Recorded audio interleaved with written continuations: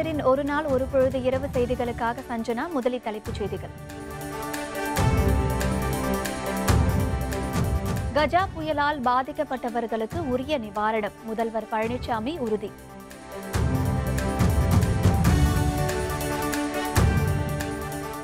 மக்களின் எதிர்பார்ப்புக்கு ஏற்ற வகையில் செயல்பட வேண்டும், பாரதிய ஜனதா அரசுக்கு டாக்டர் பாரிவேந்தர் வேண்டுகோள்.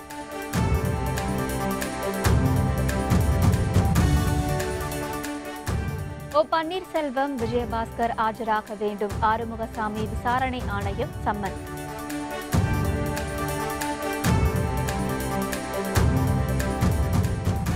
நாடாளுமன்றம் கலைக்கப்பட்டது சட்டவிரோதம், இலங்கை உச்சநீதிமன்றம் அதிரடி தீர்ப்பு.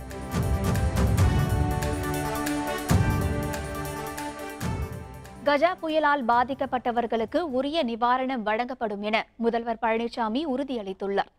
சேலத்தில் செய்தியாளர்களிடம் பேசிய அவர், மேகதாது அணை விவகாரத்தில் கர்நாடக அரசு மீதும் நீர்வள குழும அதிகாரிகள் மீதும் தமிழக அரசு நீதிமன்ற அவமதிப்பு வழக்கை தொடர்ந்துள்ளதாக குறிப்பிட்டார். கஜா புயலால் பாதிக்கப்பட்ட மக்களுக்கு 1 லட்சம் வீடுகள் கட்டித்தர அரசு நடவடிக்கை எடுத்து வருவதாகவும் கூறினார். தினகரனை தவிர்த்து அதிமுகவிலிருந்து பிரிந்து சென்றவர்கள் மீண்டும் கட்சியில் இணைய வேண்டும் என ஏற்கனவே அழைப்பு விடுத்துள்ளதாகவும் முதல்வர் பழனிசாமி தெரிவித்தார். நாங்கள் அழைக்க வேண்டியது எங்களுடைய கடமை. பொன்மனச்செம்மல் புரட்சித்தலைவர் எம்ஜிஆர் உருவாக்கப்பட்டு இதயம் புரட்சித் தலைவர் அம்மாவால் கட்டிக்காத்த இயக்கம். எனவே தொண்டர்கள் அனைவரும், பிரிந்து சென்றவர்கள் அனைவரும் எங்களோடு இணைந்து செயலாற்ற நானும் ஒருங்கிணைப்பாளரும் அழைப்படுத்திருக்கின்றோம். பல பேர் இணைந்திருக்கின்றார்கள். அமமுக கட்சியில் ராமநாதபுரம் மாவட்டத்தில் அமைப்பு செயலாளர் இருந்தது கூட என் தலைமையில் நேற்றைய தினம் கட்சியில் சேர்ந்திருக்காரு. நான் ஏற்கனவே தெளிவாக சொல்லிட்டுமே, அவரை தவிர்த்து மற்ற யார் வந்தாலும் இணைந்துக்கலாம்னு. மக்களின் எதிர்பார்ப்புக்கு ஏற்ற வகையில் பாரதிய ஜனதா அரசு விரைந்து செயல்பட வேண்டும் என இந்திய ஜனநாயக கட்சியின் நிறுவனர் தலைவரான டாக்டர் பாரிவேந்தர் வலியுறுத்தியுள்ளார். சேலம் மாவட்டம் ஆத்தூர் அருகே தாண்டவராயன்புரத்தில் பார்க்கவகுல முன்னேற்ற சங்கத்தின் கட்டடத்தை டாக்டர் பாரிவேந்தர் திறந்து வைத்தார். இதனைத் தொடர்ந்து சங்க கொடியை ஏற்றி வைத்து பெயர் பலகையை திறந்து வைத்தார். அப்போது பார்க்கவகுல சங்கத்தின் வளர்ச்சி குறித்தும் இந்திய ஜனநாயக கட்சியின் வளர்ச்சி குறித்தும் டாக்டர் பாரிவேந்தர் விரிவாக எடுத்துரைத்தார்.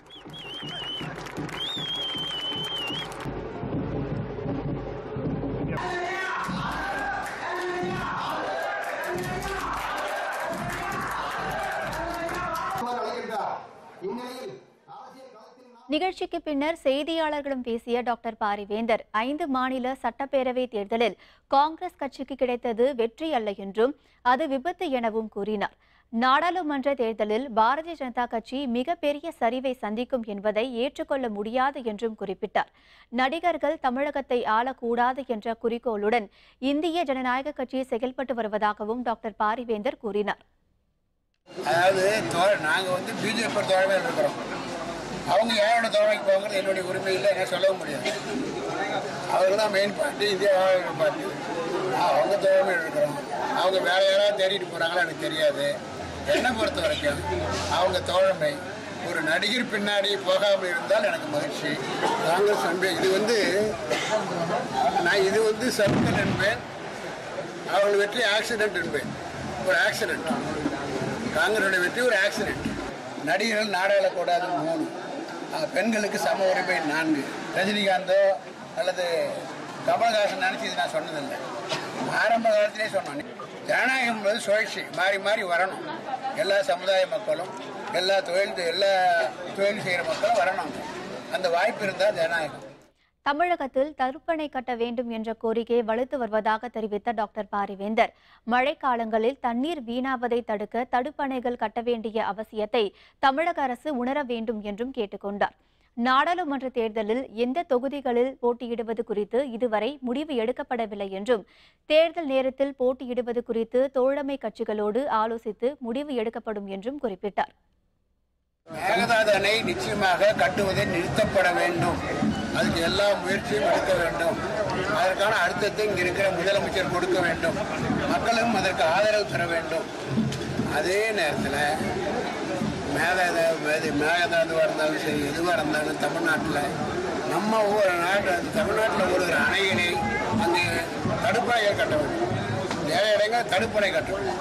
தடுப்பணை கட்டாமல் உங்ககிட்ட உன் பாக்கெட்டில் என்ன இருக்குன்னு பாரு, அதை எப்படி பத்திரம் வச்சுக்கிறதுன்னு பாரு.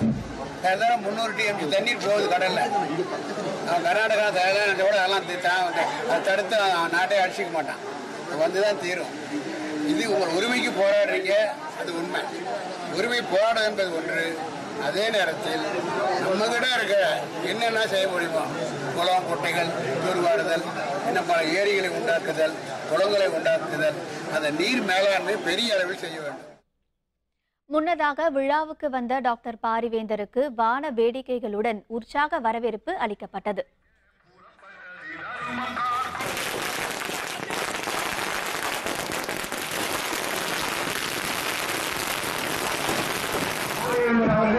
தற்போது கொடியேற்றி வைத்து கட்டணத்தை பெற வைத்து போட்டு வழங்கியிருக்கிறார்கள்.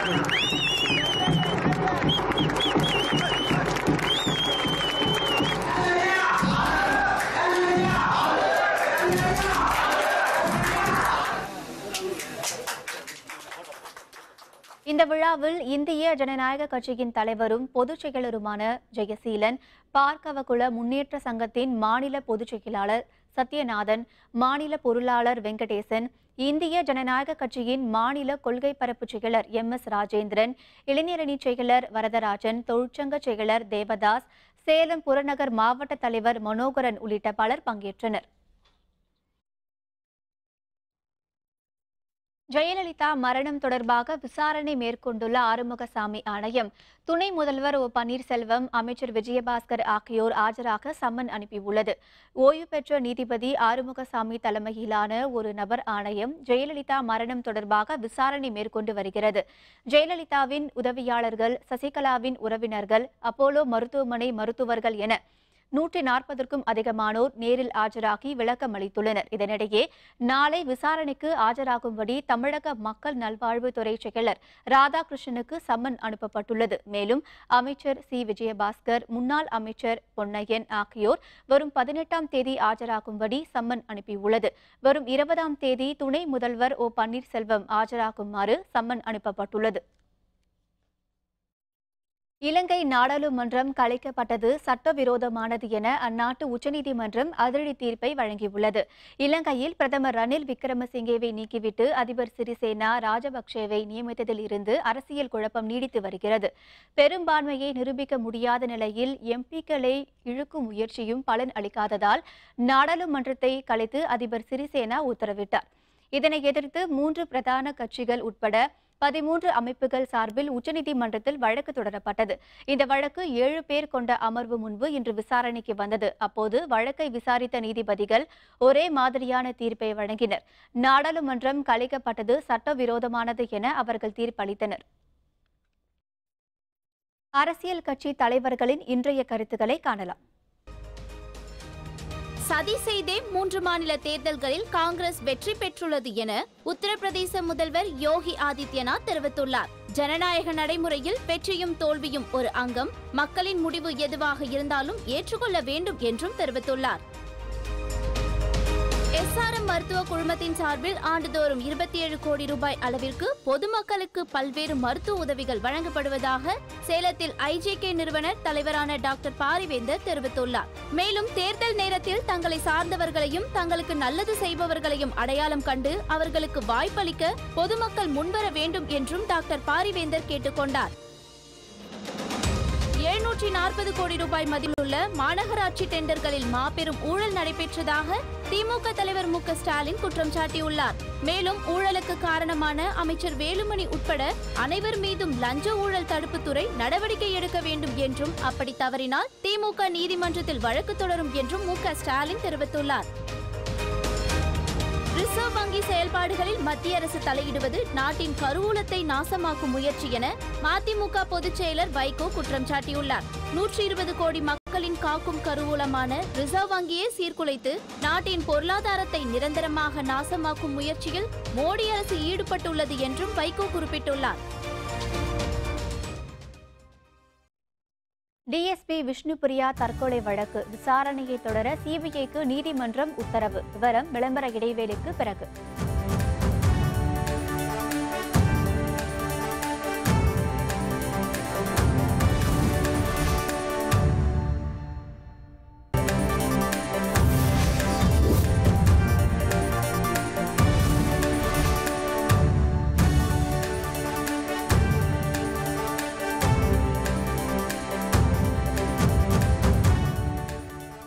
செய்திகள் தொடர்கின்றன.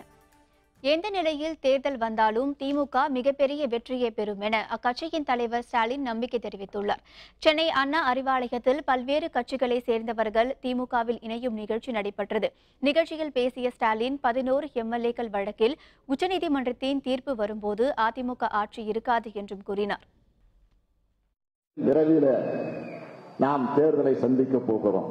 நியாயமாக சட்டமன்ற தேர்தல் என்று சொன்னால் 2019 தானே வருமே என்று நீங்க நினைக்கலாம். ஏன் நினைக்கிறீர்கள்? அதற்கு முன்பே வந்தால் இன்னும் சிறப்பாக இருக்குமே என்று கூட நீங்கள் கருதி கொண்டிருக்கிறீர்கள். ஆகவே அந்த நிலையிலே நாம் எதிர்பார்த்து காத்துக் கொண்டிருக்கிறோம். வரும். ஓ பன்னீர்செல்வம் உள்ளிட்ட 11 சட்டமன்ற உறுப்பினருடைய வழக்கு உச்சநீதிமன்றத்தில் நடந்து கொண்டிருக்கிறது. அந்த தீர்ப்பு வருகிற போது உறுதியோடு சொல்லுகிறேன், நிச்சயமாக தமிழ்நாட்டில் இப்போது இருக்கக்கூடிய எடப்பாடி தலைமையில் இருக்கக்கூடிய ஆட்சி இருக்க போவதில்லை. டிஎஸ்பி விஷ்ணுபிரியா தற்கொலை வழக்கை சிபிஐ தொடர்ந்து விசாரணை செய்யவும் 6 மாத காலத்திற்குள் இறுதி அறிக்கை தாக்கல் செய்ய வேண்டும் எனவும் கோயம்புத்தூர் குற்றவியல் நடுவர் நீதிமன்றம் உத்தரவிட்டுள்ளது. விஷ்ணுபிரியா தற்கொலை தொடர்பாக விசாரணை நடத்தி வந்த சிபிஐ தனிப்பட்ட காரணங்களுக்காக அவர் தற்கொலை செய்து கொண்டதாக கூறி வழக்கை கைவிடுவதாக நீதிமன்றத்தில் அறிக்கை தாக்கல் செய்தது. இதற்கு எதிர்ப்பு தெரிவித்த விஷ்ணுபிரியாவின் தந்தை மீண்டும் விசாரிக்க கோரி மனு தாக்கல் செய்தார். இதனை விசாரித்த நீதிமன்றம் விஷ்ணுபிரியா தற்கொலை வழக்கை சிபிஐ தொடர்ந்து விசாரணை செய்ய உத்தரவிட்டது. சிபிஐ மீண்டும் இந்த வழக்கை விசாரித்து இறுதி ரிப்போர்ட் அறிக்கை தாக்கல் செய்ய வேண்டும் என்று உத்தரவிட்டுள்ளார்கள். இது போன்ற 12 கட்டளைகளை பிறப்பித்து மீண்டும் ஃபர்தர் இன்வெஸ்டிகேஷன் செய்ய வேண்டும் என்று மாண்புமிகு நீதிபதி அவர்கள் உத்தரவு பிறப்பித்துள்ளார்கள். மீண்டும் புலர் விசாரணை செய்தால் நியாயம் கிடைக்கும் என்று விஷ்ணுபிரியாவின் பெற்றோர்கள் உறுதியாக இருக்கிறார்கள். நம்ம நாட்டில் அதான சட்டம் அவன் இருக்குது. ஒருத்தர் விசாரிக்கலாம், அடுத்து ஃபர்தராக விசாரிக்கணும்னு சொல்லியிருக்காங்க. விசாரிக்க போகிறாங்க. விசாரிக்கும் போது எங்கள் தரப்பு நியாயத்தை சொல்லுவோம், அவர் தரப்பு நியாயம் சொல்ல போகிறாரு. நியாயம் கண்டிப்பாக கிடைக்கும் சார். இல்லை அதனால தான் வந்துருக்கிறேன் சார். எதுக்கு இங்கே 387 கிலோமீட்டர் சார், கிட்டத்தட்ட 7-8 மாதமாக ட்ராவல் பண்ணியிருக்கிறேன் நான். அதை இல்லைனா விட்டுட்டு போயிடலாம் இல்லையா? ஏன் விடல? இந்த காரணம் தான் அது தற்கொலை இருக்குது. தற்கொலைக்கு தூண்டுதல் பண்ணியிருக்காரு. அவரை விடக்கூடாது அவளை. ஆமாம், நான் விட மாட்டேன். கஜா புயல் நிவாரண உதவி கோரி போராட்டத்தில் ஈடுபட்டவர்கள் மீது வழக்கு பதிவு செய்வது கண்டிக்கத்தக்கது என்று விடுதலை சிறுத்தைகள் கட்சித் தலைவர் தொல் திருமாவளவன் தெரிவித்துள்ளார். மதுரையில் செய்தியாளர்களிடம் பேசிய அவர், மேகதாது அணை விவகாரத்தில் தமிழக அரசின் மனுவை உச்சநீதிமன்றம் தள்ளுபடி செய்தது அதிர்ச்சி அளிப்பதாக கூறினார். கொத்தமங்கலம் என்கிற இடத்தில் ஆலங்குடி அருகே போராட்டத்தில் ஈடுபட்டார்கள். அவர்களில் பலர் கைது செய்யப்பட்டிருக்கிறார்கள். மேலும் பலர் மீது வழக்கு பதிவு செய்யப்படுவது கண்டிக்கத்தக்கது. ஏற்கனவே புனையப்பட்ட வழக்குகள் அனைத்தையும் திரும்ப பெற்று மக்கள் பாதிக்கப்பட்டிருக்கிற நிலையில் அவர்களை துன்புறுத்துவதை கைவிட வேண்டும் என்று விடுதலை சிறுத்தைகள் வலியுறுத்துகிறார். கேபிள் டிவி கட்டணத்தில் புதிய முறையை அமல்படுத்தும் மத்திய அரசை கண்டித்து வரும் 24ஆம் தேதி மாவட்ட ஆட்சியர் அலுவலகத்தை முற்றுகையிட்டு போராட்டம் நடத்த உள்ளதாக தமிழக கேபிள் டிவி ஆபரேட்டர்கள் பொதுநல சங்கம் அறிவித்துள்ளது. சென்னையில் அச்சங்கத்தின் உயர்மட்ட குழு கூட்டம் இன்று நடைபெற்றது. பின்னர் செய்தியாளர்களை சந்தித்த சங்க தலைவர் சகிலன், மத்திய அரசின் புதிய கேபிள் டிவி சட்டத்தின் மூலம் ஏழை எளிய மக்கள் பொழுதுபோக்கு நிகழ்ச்சிகளை பார்க்க முடியாத நிலை ஏற்படும் என்றார். கேபிள் டிவி தொழிலை நம்பியுள்ள 27,000 கேபிள் ஆபரேட்டர்கள் மற்றும் அவர்களை சார்ந்த 3 லட்சம் குடும்பங்களின் வாழ்வாதாரம் பாதிக்கப்படும் என்றும் அவர் குறிப்பிட்டார். இன்றைக்கு மத்திய அரசாங்கம் தொலைத்தொடர்பு ஒழுங்குமுறை ஆணையமும் இணைந்து ஒரு புதிய சட்டத்தை ஏற்றிருக்கிறது. வெறும் இலவச சேனல்களை மட்டும் 130 ரூபாய் என்ற கட்டாயமான ஒரு கட்டணத்தை அரசாங்கம் அறிவித்து விட்டது. வருகிற 24ஆம் தேதி மாவட்ட ஆட்சியாளர்களை முற்றுகையிட்டு கேபிள் டிவி தொழிலை பாதுகாக்குங்கள், ஜிஎஸ்டி வரி மூலமாக பொதுமக்களை சுரண்டுவதை தடுத்து நிறுத்துங்கள் என்ற கோரிக்கையை முன்வைத்து எங்களுடைய போராட்டத்தை தொடங்குகிறோம். இனி செய்திகளின் தொகுப்பை காணலாம். தருமபுரி மாவட்டம் அரூர் அடுத்துள்ள கோபாலபுரம் சுப்பிரமணிய சிவா கூட்டுறவு சர்க்கரை ஆலையில் கரும்பு அரவையை உயர்கல்வித்துறை அமைச்சர் KB அன்பழகன் தொடங்கி வைத்தார்.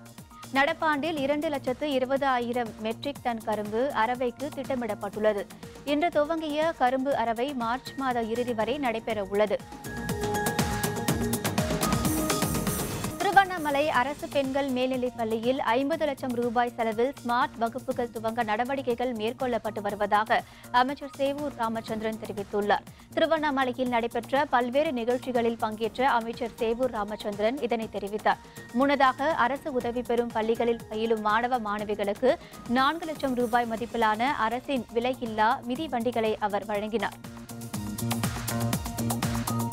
தஞ்சாவூர் பெரிய கோயிலில் பஜனை நிகழ்ச்சிக்கு யார் அனுமதி கோரினாலும் அனுமதி அளிப்பீர்களா என்று தொல்லியல் துறைக்கு சென்னை உயர்நீதிமன்ற மதுரை கிளை கேள்வி எழுப்பியுள்ளது.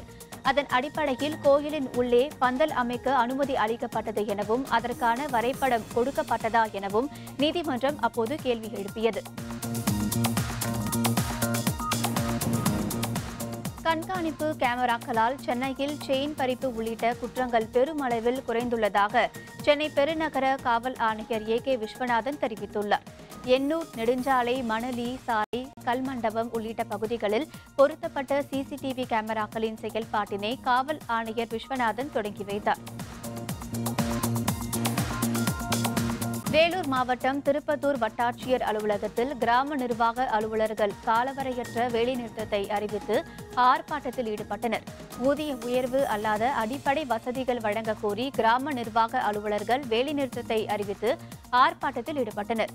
ஊதிய உயர்வுக்கு மாற்றாக கிராம நிர்வாக அலுவலகங்களில் அடிப்படை வசதிகளை செய்து தர வேண்டும் எனவும் கோரிக்கை விடுத்தனர். தஞ்சை குந்தவை நாச்சியார் அரசு மகளிர் கல்லூரி மாணவிகள் வகுப்புகளை புறக்கணித்து ஆர்ப்பாட்டத்தில் ஈடுபட்டனர். பெற்றோர் ஆசிரியர் கழக நிதி என்று 500 ரூபாய் கல்லூரி நிர்வாகம் வசூல் செய்வதை கண்டித்து 1000க்கும் அதிகமான மாணவிகள் கல்லூரி முன் ஆர்ப்பாட்டத்தில் ஈடுபட்டனர். கஜா புயலால் வீடுகளை இழந்து தவிக்கும் நிலையில் கல்லூரி நிர்வாகம் நிதி வசூலிப்பதாக மாணவர்கள் குற்றம் சாட்டினர். கள்ளச்சாராயம் அருந்துவதால் ஏற்படும் தீமைகள் குறித்த விழிப்புணர்வு பேரணி வேலூரில் நடைபெற்றது. பள்ளி மாணவ மாணவிகள், ஆசிரியர்கள் மற்றும் அரசு அதிகாரிகள் கலந்து கொண்ட இந்த பேரணியை மாவட்ட ஆட்சியர் ராமன் துவக்கி வைத்தார். நகரின் முக்கிய வீதிகளின் வழியாக சென்ற பேரணி வேலூர் கோட்டை காந்தி சிலை அருகே நிறைவடைந்தது. நாகப்பட்டினம் மாவட்டம் சீர்காழி அருகே ஒளையக்கொட்டமேடு கடற்கரை பகுதியில் கடலில் மூழ்கி விஜய் என்ற இளைஞர் மாயமானார். கூத்தனூரை சேர்ந்த விஜய் நண்பர்களுடன் கடலில் குளித்துக் கொண்டிருந்த போது இந்த விபரீதம் நிகழ்ந்துள்ளது.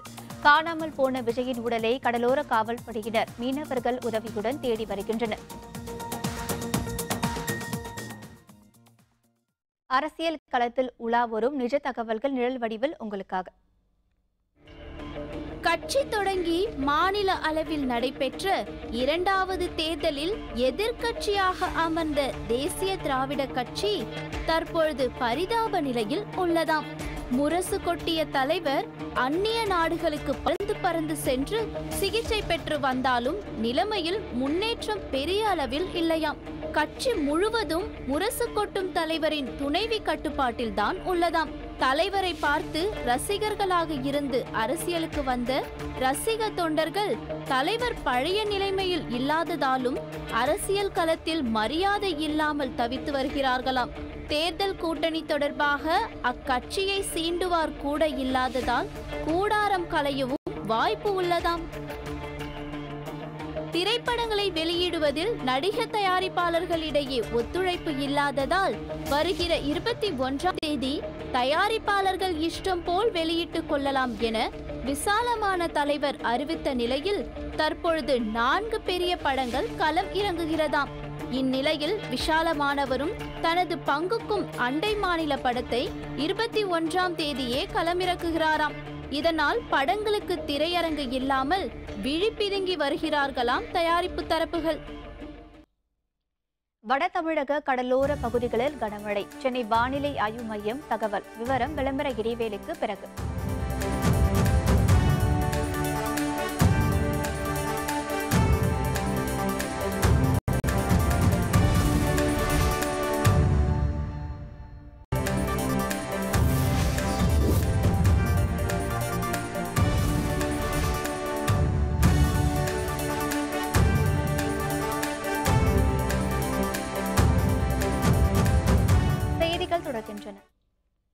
வட தமிழக கடலோர பகுதிகளில் வரும் 15 மற்றும் 16ஆம் தேதிகளில் கனமழை பெய்யும் என சென்னை வானிலை ஆய்வு மையம் தெரிவித்துள்ளது.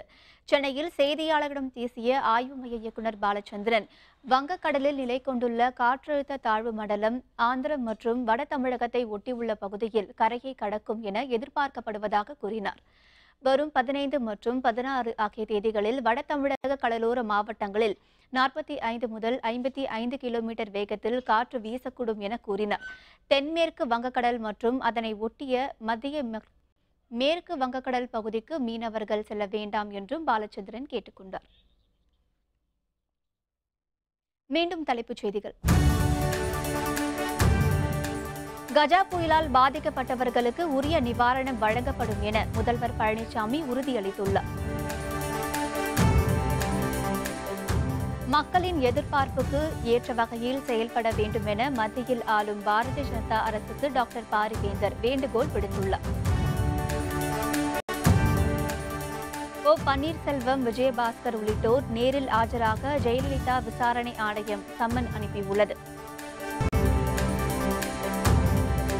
நாடாளுமன்றம் கலைக்கப்பட்டது சட்டவிரோதம் என இலங்கை உச்சநீதிமன்றம் அதிரடி தீர்ப்பு அளித்துள்ளது. இத்துடன் வேந்தரின் ஒரு நாள் ஒரு பொழுது இரவு செய்திகள் நிறைவடைந்தன. வேந்தர் டிவி செயலியை பதிவிறக்கம் செய்து முக்கிய செய்திகளை நேயர்கள் காணலாம். மீண்டும் இரவு 10 மணிக்கு கண்ணுறங்கும் வேளை இரவு செய்திகளில் சந்திப்போம். வணக்கம்.